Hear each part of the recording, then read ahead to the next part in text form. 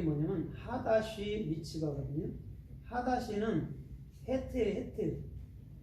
그리스도의 생명으로 진리가 열리고 올바른 비전을 갖는 것을 새로운 거라고 얘기해 주는 거예요. 옛날 거는 율법 행함은 냄새 난다고 그랬잖아요. 그래서 죽은 거라 하고. 근데 새로운 것은 그리스도를 얘기해 주는 거예요. 그걸 하다시라고 해요.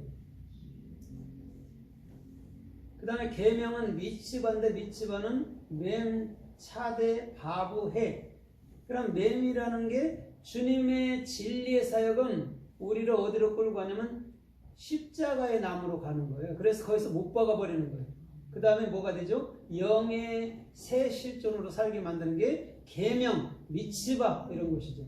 그런데 원래는 사람들이 계명을 지켜 그러면 사람들이 네 지켜볼게 이렇게 가거든요. 그게 말씀의 오해라는 거예요. 지키다라는 게 뭐냐면 잘 들었다라는 거죠.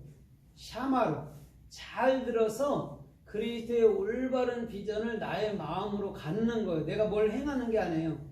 행하는 건 예수께서 다 행한 것이에요. 우리는 그 은혜를 받아서 그 은혜를 누리며 살면 되는 거죠. 그게 예를 들면 지키다라는 샤마르라는 거죠. 그러니까 우리의 개념하고는 틀려요. 말씀하고는요. 우리는 지키면 어디 가서 주일날 가서 앉아있고 이러는 걸 말하지만 안 해요. 말씀을 잘 듣는 거예요. 그걸 지켰다라고 얘기를 해준단 말이에요. 그러면 오늘 이 계명이라는 게 무슨 의미로 말씀했나 우리가 좀 살펴보면서 은혜를 받아보도록 하겠습니다.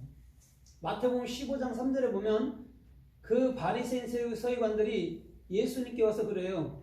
야, 우리들은 손 씻고 음식을 먹는데 너와 네 제자들은 손도 씻지 않고 음식을 먹더라? 이렇게 말해요.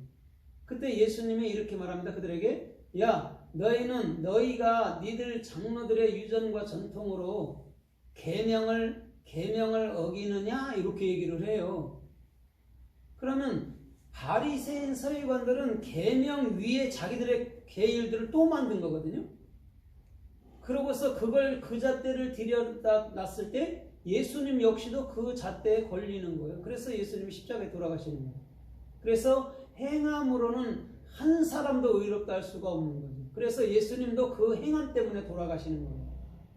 그게 행함이라고. 근데 우리는 행위로서 뭐를 선행을 자꾸 나타내려 하잖아요. 그게 바리새인들이라는 거예요. 우리는 은혜로 나타나는 삶들이 돼야 되는 것이죠. 그래서 마태복음 19장에 보면 마태복음 19장 17절에서 보면 부자 청년에게 그렇게 말하잖아요. 그죠? 네가 계명을 지켰어? 그랬더니 어려서부터 다 지켰어요. 이렇게 말하는데 한 번도 예수님이 너 안 지켰어라고 말 안 해요. 그 사람들의 습성을 너무 잘 알기 때문에. 그러나 너한테 오히려 한 가지 부족한 게 있어. 그래. 그런데 그 청년은 근심하며 가는 거죠. 왜 그 청년이 근심하며 가죠? 왜 가죠?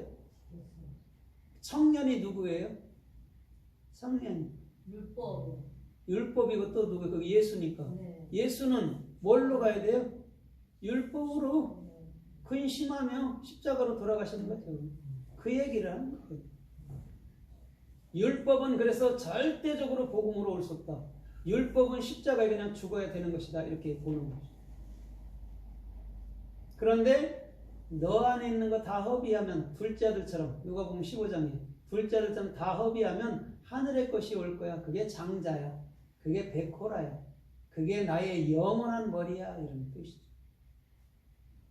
그 얘기를 부자 청년 당신 자신을 두고 하는 얘기예요.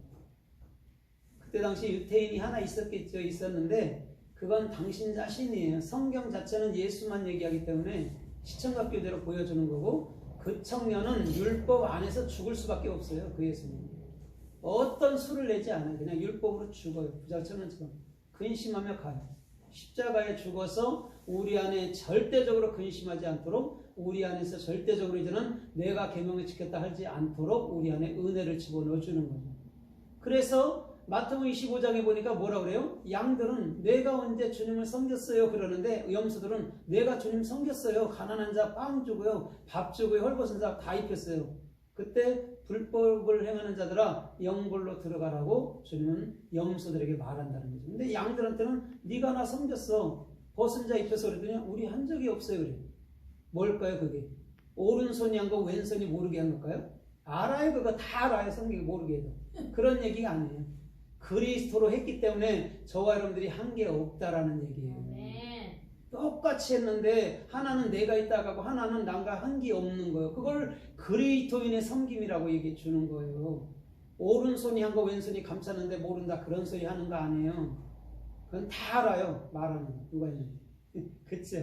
그런 얘기가 아니라고. 우리는 그리스도로 했기 때문에 나를 드러낼 게 없다라는 거죠. 내 안에서 그리스도께서 한 것. 그걸 뚜렷이 아는 자가 오늘 정확히 계명 지킨 자인 줄 믿습니다. 아멘.